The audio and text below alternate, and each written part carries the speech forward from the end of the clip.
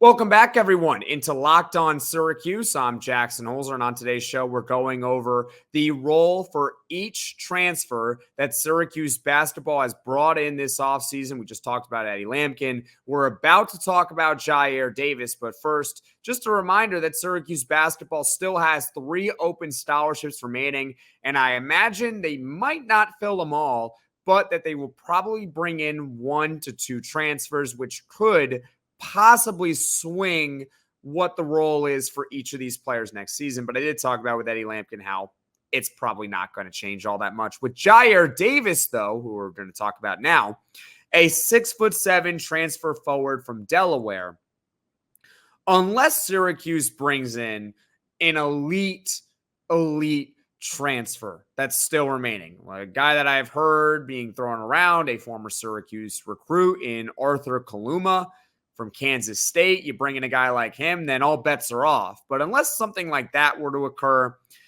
then Jyare Davis's definite role for next season, at minimum, is to be the primary backup forward for Chris Bell and Donnie Freeman.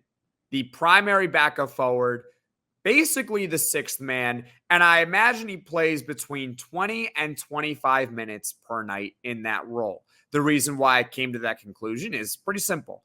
Quadir Copeland, albeit in a different position, was the 6th man for Syracuse last year, and he played 22 minutes per game. So I imagine that Jyare Davis, in a similar role as the 6th man, plays within 20 to 25 minutes, somewhere in that ballpark, no more, no less, really, than that. I could see Jyare Davis being the starting power forward, at least in the beginning of the season. It could be that Donnie Freeman isn't ready. It's possible. Or it can simply be that Jyare Davis is a better forward than Donnie Freeman. Now, unless Jyare Davis next season is an all ACC, all American caliber player, I wouldn't say that's a good sign for Donnie Freeman. If he can't beat out Jyare Davis is a pretty good player, but if he can't beat him out, then maybe you just, not saying he's not that good, but he just wouldn't necessarily be ready to be a starting power forward in the ACC. Maybe in the beginning of the season, but I imagine over the course of the year, Jyare Davis really becomes more the 6th man if he were to even be in the starting lineup at all to start. I think it's going to be Donnie, though. Chris Bell is, in my mind, a lock to be in the starting lineup no matter really what happens, and this is because of his shooting prowess. You need shooting on the floor, and while Chris Bell can't do much else other than shoot, he's so good at it that he's got to be in the starting lineup. So I can't see Jyare Davis overtaking Chris Bell. Davis is someone who last season averaged 17 points and 8 rebounds per game. He's not really a replacement to Malik Brown. That's more Donnie Freeman's expectation and role. Donnie Freeman, number 6 overall recruit in the country. Look at the track record of those guys. I mentioned it on his own podcast.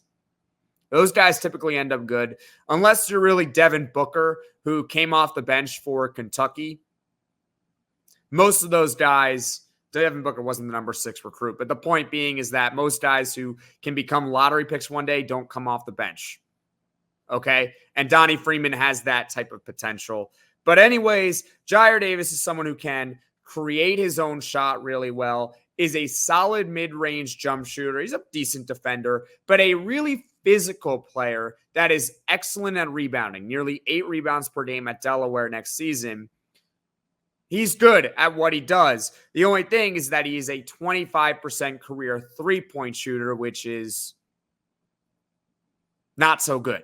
And he's got the attempts behind it. So I don't want Jyare Davis next season, whether he is the starting forward or whether he is what I predict to be the 6th man, to be shooting a lot of threes. That's not really what he is good at. Overall, the main takeaway with Jyare Davis's role for next season is that he's going to probably play between 20 to 25 minutes and be the first guy off the bench, replacing Donnie Freeman, replacing Chris Bell. This is someone who can play the 3 or the 4 for Syracuse next season. So I really do think it was a really solid addition when it happened. And I still think it's really good.